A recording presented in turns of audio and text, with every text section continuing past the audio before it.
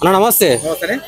10 సంవత్సరాలలో తెలంగాణ బంగారు తెలంగాణ ఉండే కాంగ్రెస్ ప్రభుత్వం ఏర్పడిన తర్వాత 2 సంవత్సరాలలో తెలంగాణ రాష్ట్రాన్ని మొత్తం ఆగమాగం అతలాకుతలం చేసిందని కేటీఆర్ మాట్లాడుతున్నాడు. ఇప్పుడు కేటీఆర్ కు మేము తెలియజేసుకున్నాం. కాంగ్రెస్ పార్టీ సర్కారు తెలంగాణ రాష్ట్రంలో ప్రజల యొక్క ఆశీర్వచనంతో సర్కారును ఏర్పాటు చేసి 2 సంవత్సరాలు కావస్తా ఉన్నది. తెలంగాణ రాష్ట్రంలో ఏమి ఇబ్బంది జరిగింది, ఏ ప్రజల యొక్క ఆస్తులను కాంగ్రెస్ పార్టీ నాయకులు లేదా ఎమ్మెల్యేలు లేదా మంత్రులు గుంజుకున్నారు, ఏ ప్రభుత్వ ఆస్తులను మంత్రులు లేదా ఎమ్మెల్యేలు లేదా మా కాంగ్రెస్ పార్టీ నాయకులు ఎక్కడ కబ్జా పెట్టుకుని ప్రజలకు ఇబ్బందులు కలిగించారు. సిగ్గు మనం అనిపించడం లేదా కేటీఆర్? ఎట్లుండే తెలంగాణ నువ్వను కాదు, ఎట్లుండే తెలంగాణ ఎట్లయిపోయారా ఈ దుర్మార్గుల 9.5 ఏళ్ల పాలనలో ఎట్లయిపోయిందిరా అని చెప్పి మేము అనాలి. తెలంగాణ రాష్ట్రాన్ని తల్లి సోనియా గాంధీ గారు 16,500 కోట్ల మిగులు బడ్జెట్ తో ఈ రాష్ట్రాన్ని ప్రసాదిస్తే ఈ దొంగలు ఏళ్తారు కదా, తెలంగాణ రాష్ట్రాన్ని సుభిక్షంగా చేస్తారు కదా అని చెప్పి నమ్మి 9.5 ఏళ్ళు అధికారం అప్పచెప్తే ఏం చేశారన్నా? 8 లక్షల కోట్ల రూపాయల అప్పును తెలంగాణ ప్రజల మీద పెట్టిండ్రు. ఇవాళ రేవంత్ రెడ్డి గారు సర్కారు మీరు చేసినటువంటి 8 లక్షల కోట్ల రూపాయల అప్పుకు ప్రతి నెల 18,500 కోట్ల రూపాయల మిత్తి కడుతున్నది. ఇజ్జత మనం అనిపించలేదా? తెలంగాణ రాష్ట్రంలో కాంగ్రెస్ పార్టీ సర్కార్ ఏర్పడిన తర్వాత అనేక మందికి పింఛన్లు వచ్చినాయి, అనేక మందికి రేషన్ కార్డులు వచ్చినాయి, ఎంతో మందికి మేము నియోజకవర్గానికి 3,500 చొప్పున ఇందిరమ్మ ఇండ్లు ఇస్తున్నాం. ఏమనిపిస్తుంది కేటీఆర్? ఓడిపోతున్నామనే ప్రెస్టేషన్ లో ఏది పడితే అది మాట్లాడతా, ఏదంటే అది ప్రజలు నమ్ముతారు. మీరు ఇప్పుడు ఇస్తున్నామని చెప్పారు కదా, అటు కేటీఆర్ అసలు 2 సంవత్సరాలలో ఇచ్చిన హామీలు నెరవేర్చలేదని కాంగ్రెస్ బాకీ కార్డు పట్టుకొని ఇంటింటా ప్రచారం చేసుకుంటా కాంగ్రెస్ పార్టీకి ఓటేద్దని చెప్పి అంటున్నాడు. ఇప్పుడు కాంగ్రెస్ పార్టీ బాకీ కార్డు గురించి మాట్లాడద్దు కేటీఆర్. నువ్వు బీఆర్ఎస్ పార్టీ బాకీ కార్డుల గురించి మాట్లాడు. తెలంగాణ రాష్ట్రం వస్తే 10 ఇంటికి ఒక ఉద్యోగం ఇస్తా అన్నావు. తెలంగాణ అమరవీరులు ఎవరైతే ఉన్నారో వాళ్ళ ఇంట్లో ఒకరికి నౌకరు ఇస్తా అని చెప్పినావు. దళితులకు 3 ఎకరాలను, దళితులను ముఖ్యమంత్రి అన్నావు, ఇంటికి ఒక కొలువు అన్నావు. ఏం చేసినావు నువ్వు? దళిత బంధు అంటివి, గిరిజన బంధు అంటివి, బీసీ బంధు అంటివి, 58 ముస్లిం మైనార్టీలకు మరియు మా ఎస్టీ సోదరులకు 12% రిజర్వేషన్ అంటివి. ఎవరికి ఇచ్చినావు? డబుల్ బెడ్రూమ్ అన్నావు. ఎవరికైనా ఇచ్చినావా? దాదాపుగా తెలంగాణ రాష్ట్రంలో 3 లక్షల డబుల్ బెడ్రూమ్ ఇల్లు కట్టిస్తామని చెప్పి పేకమేడ లాంటి డబుల్ బెడ్రూమ్ ఇల్లు కట్టి యానో రోడ్డు మీద ఆడోళ్ళకి ఇచ్చి ప్రచారం చేసినావు తప్ప నువ్వు ఎంతమందికి ఇచ్చినావు? ఇవాళ తెలంగాణ రాష్ట్రంలో ముఖ్యమంత్రి రేవంత్ రెడ్డి గారి సారథ్యంలో దాదాపుగా 4,50,000 ఇంద్రమ్మ ఇండ్లను 3,500 చొప్పున ప్రతి నియోజకవర్గానికి కేటాయించినాం. అనేక మంది స్థితిగతులు మారుతా ఉన్నాయి. తెలంగాణ రాష్ట్రం వచ్చిన తర్వాత ప్రతి నిరుద్యోగికి కొలువు ఇవ్వాలనే ఉద్దేశంతో 65,000 ప్రభుత్వ ఉద్యోగాలను ఇదే ఎల్బీ స్టేడియం సాక్షిగా సీఎం రేవంత్ రెడ్డి గారు వారి చేతుల మీదుగా నియామక పత్రాలు అందించారు. ఇజ్జత మనం అనిపించలేదా?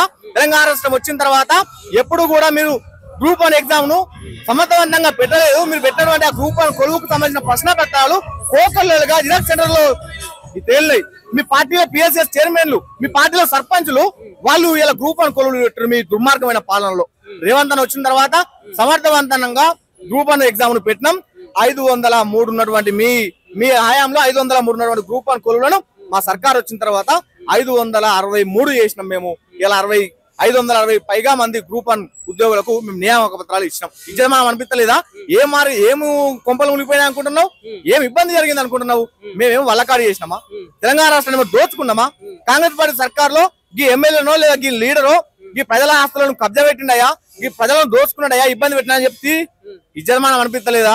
తెలంగాణ రాష్ట్రంలో మీ పాలనలో రౌడీయిజం పెరిగిపోయింది, ల్యాండ్ ఆర్డర్ ప్రాబ్లం ఏర్పడింది. ఇజ్జత మనం లేకుండా ఈ విషయం చర్చ మీదకి వచ్చింది కాబట్టి కాంగ్రెస్ పార్టీ అధికారంలోకి వచ్చినాక ఎస్సీ వర్గీకరణ చేసింది, కులగణన చేసింది. చిత్తశుద్ధితో ఒక బీసీకి టికెట్ ఇస్తే నవీన్ యాదవ్ జూబ్లీహిల్స్ లో ఒక బీసీకి టికెట్ ఇస్తే ఎందుకు నవీన్ యాదవ్ మీద అనేక ఆరోపణలు, కుట్రలు, నవీన్ యాదవ్ ఎందుకు టార్గెట్ చేశారంటారు? ఇప్పుడు కేటీఆర్ కు ఇది లైఫ్ అండ్ డెత్ ఇష్యూ. ఇక్కడ ఓడిపోయింది అనుకో, ఆల్రెడీ గతంలో వచ్చిన ఎలక్షన్లు మనం దుబ్బాక చూసుకుందాం. అప్పుడు అంటే వాళ్ళంతా రూలింగ్ లో ఉన్నారు అనుకో, అప్పుడు ఓని మన కంటోన్మెంట్ ఎలక్షన్ లో చూసుకుందాం, ఓడిపోయినరా. ఎంపీ ఎన్నికల్లో పోటీ చేసిండ్రు, 8 చోట్ల డిపాజిట్లు గల్లంత అయింది, 8 చోట్ల డిపాజిట్లు గల్లంత అయినాయి, ఇంకో 8 చోట్ల థర్డ్ ప్లేస్ కు పడిపోయినారు వీళ్ళు. ఓకేనా? ఇప్పుడు వచ్చినటువంటి ఈ ఉప ఎన్నికల్లో గెలుతానన్న జర మన బీఆర్ఎస్ పార్టీ జర ఉనికిలో ఉంటుంది, రాజకీయ పాపం కలుపుకుంటాము అనే ఉద్దేశంతో ప్రెస్టేషన్ లో మాట్లాడుతా ఉన్నాడు కేటీఆర్. నువ్వు ఎన్ని ఇబ్బందులు లేదా ఎన్ని అసత్య ప్రచారాలు చేసినా నవీన్ యాదవ్ గారు జూబ్లీహిల్స్ లో గెలుస్తాడు. ఎందుకు అంటే ఈ ప్రాంతంలో నవీన్ యాదవ్ గారు పుట్టి పెరిగిండు. ఈ బస్తీలలో, కాలనీలలో ఉన్నటువంటి పేదల ఇంట్లో ఒక కుటుంబ సభ్యులు లెక్క వాళ్ళకు వచ్చినటువంటి ప్రతి సమస్యలో పాలు పంచుకున్నాడు. తనకు తోచిన సాయాన్ని అందించిండు స్వచ్ఛంద సంస్థ పేరు మీద. మరి ఎందుకు నవీన్ యాదవ్ టార్గెట్ చేసుకుని ఆరోపణలు అంటారు? నేనేమంటున్నా అంటే ఓడిపోతుండు అనే ఫ్రస్ట్రేషన్ లో నవీన్ యాదవ్ రౌడీ అంటాడు, నవీన్ యాదవ్ గారి ఇంకోటి ఫ్యామిలీ అంటాడు, ఇంకో బ్యాక్గ్రౌండ్ అంటాడు. ఈ సందర్భంగా నేను తెలియజేస్తా ఉన్నా, కేటీఆర్ గారు తెలంగాణ ఉద్యమం నడుస్తున్నప్పుడు మీ నాయన తెలంగాణ ఉద్యమం పేరు మీద రాజకీయ పబ్బం గడుపుకుంటున్నప్పుడు నువ్వు అమెరికాలో అంట్లు తోముతున్నావా లేకపోతే అమెరికాలో బాత్రూమ్లు గడుపుతున్నావా మాకు తెలియదు. మీ నాయన రాజకీయంగా ఇబ్బందుల్లో ఉన్నప్పుడు మీ నాయన జేబులో 1000 రూపాయలు కూడా లేనప్పుడు ఇదే నవీన్ యాదవ్ గారి యొక్క నాయన చిన్న శ్రీశైలం యాదవ్ గారు మీ నాయనను ఇంటికి పిలిపించుకొని పైసలు జేబులో పెట్టి కడుపుకి ఇంత అన్నం పెట్టి తోలిండు. మీ నాయనకు ప్రచారం చేయడానికి ప్రచార రథం దిక్కు లేకపోతే ఇదే నవీన్ యాదవ్ గారి నాయన చిన్న శ్రీశైలం యాదవ్ గారు ప్రచార రథాన్ని కొనిచ్చి తీసుకుపోయి ఇంటికాడ పెట్టి ఆ ప్రచార రథం మీద మీ నాయన కూర్చుని పెట్టిండు. మీ చెల్లె కూడా రీసెంట్ గా మాట్లాడింది మీడియాతోని, మా నాయనకు నా పెళ్లి చేసి ఆర్థిక స్తోమత లేనప్పుడు చిన్న శ్రీశైలం యాదవ్ గారు మాకు పయకం ఇచ్చిండు, ఆ పయకంతోనే నాకు రాజకీయంగా ఇబ్బంది లేకుండా నా రోజు నా లగ్గం జరిగిందని చెప్పి మీ చెల్లెనే మాట్లాడింది. ఇంకెందుకు నువ్వు వాళ్ళ కుటుంబాన్ని టార్గెట్ చేస్తా ఉన్నావు? నువ్వు ఏం చేసినావో చెప్పు. నువ్వు 9.5 ఏళ్ళు మాగంటి గోపినాథ్ గారు నీ జేబులో ఒక పెన్ను లెక్క ఉన్నాడు, నీ రియల్ ఎస్టేట్ సంస్థలకు ఒక బినామీ లెక్క ఉన్నాడు తప్ప ఈ ప్రాంత ప్రజలకు ఎప్పుడు కూడా బయటకు రాలేదు, సమస్యలు వినలేదు.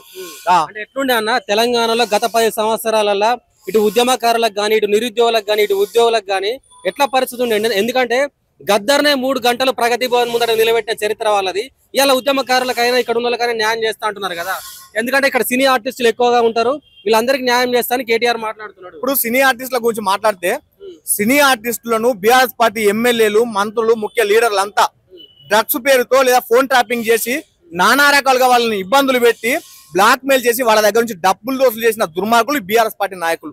సినీ ఇండస్ట్రీ బాగుండాలి, ఆనాడు మన తెలుగు ఇండస్ట్రీ మీద తమిళనాడు పెత్తనం చేస్తా ఉంటే వాళ్ళేంది మన ఇండస్ట్రీ మీద పెత్తనం చేసేది అని చెప్పి స్టూడియోలు కట్టించింది మా కాంగ్రెస్ పార్టీ. ఇవాళ యూనియన్లు ఏర్పాటు చేసింది మా కాంగ్రెస్ పార్టీ. సినీ ఇండస్ట్రీని దగ్గర తీసుకొని చేయూతనిచ్చి ఇవాళ అనేక స్టూడియోలు ఏర్పడాయి అంటే మన రాష్ట్రంలో ఉన్నటువంటి తెలుగు ఇండస్ట్రీ ఇవాళ ప్రపంచ స్థాయి ఆస్కార్ అవార్డు కూడా మన తెలుగు సినిమాలు వెళ్తున్నాయి, ఆస్కార్ అవార్డు కూడా కొట్టుకొస్తున్నాయి అంటే కేవలం కాంగ్రెస్ పార్టీ సర్కార్ చేసినటువంటి కృషి అని మేము తెలియజేస్తా ఉన్నాం. జూబ్లీ హిల్స్ లో సినిమా ఇండస్ట్రీలో పనిచేసేటువంటి ఏ కార్మికుడైనా ఏ డైరెక్టర్ అయినా ఇవాళ కాంగ్రెస్ పార్టీతో ఉన్నాడు తప్ప మీ బీఆర్ఎస్ పార్టీతో లేడు. ఎందుకంటే కావాలని చెప్పి డ్రగ్స్ తీసుకోకున్నప్పటికీ వాళ్ళ పాత్ర లేకున్నప్పటికీ డ్రగ్స్ తీసుకుంటున్నారని చెప్పి అనేక మంది సినీ తారలను లేదా సినీ హీరోలను ఆ కేసులలో ఇరికించి వాళ్ళ దగ్గర డబ్బులు తీసుకున్న మాట వాస్తవం కాదా? డబ్బులు ఇవ్వని ఏడలా వాళ్ళ యొక్క ఫోన్లను ట్యాప్ చేసి ఇబ్బందులకు గురి చేసి వాళ్ళని బ్లాక్ మెయిల్ చేసి వాళ్ళ దగ్గర నుంచి వసూలు చేసిన దుర్మార్గులు మీరు. వాళ్ళు మీకు ఎట్లా బీఆర్ఎస్ పార్టీకి కారు గుర్తుకు ఓటేస్తారని అనుకుంటారని అంటా ఉన్నాం. 9.5 ఏళ్ళ అధికారంలో మీరే ఉన్నారు. ఏ సినీ ఇండస్ట్రీలో ఏ సమస్యను మీరు పరిష్కరించారు? మీ తలసాని శ్రీనివాస్ యాదవ్ గారు ఆ సినీ ఆటోగ్రఫీ మినిస్ట్రీకి శాఖ మంత్రిగా ఉన్నప్పుడు అక్కడ 100 ఎకరాల భూమిని కబ్జా పెట్టినని చెప్పి సినీ ఇండస్ట్రీలో పనిచేస్తున్నటువంటి ప్రతి ఒక్కరికి తెలుసు. అందరూ బహిరంగంగా మాట్లాడింది, దాని గురించి ఎందుకు మాట్లాడతలేవు? తలసాని శ్రీనివాస్ యాదవ్ గారు సినీ ఆటోగ్రఫీ మినిస్టర్ గా ఉన్నప్పుడు కబ్జా పెట్టిన భూమిని బాజాప్తుగా తెలంగాణ సర్కార్ కు రాసి అప్పుడు నువ్వు తెలంగాణలో ఇవాళ జూబ్లీ హిల్స్ లో సినీ ఇండస్ట్రీకి సంబంధించి లేకపోతే ఆ సినీ ఇండస్ట్రీలో పనిచేస్తున్న ఓటర్లను ఓట్లు అడుగుతావా అని మేము అడుగుతా ఉన్నాం.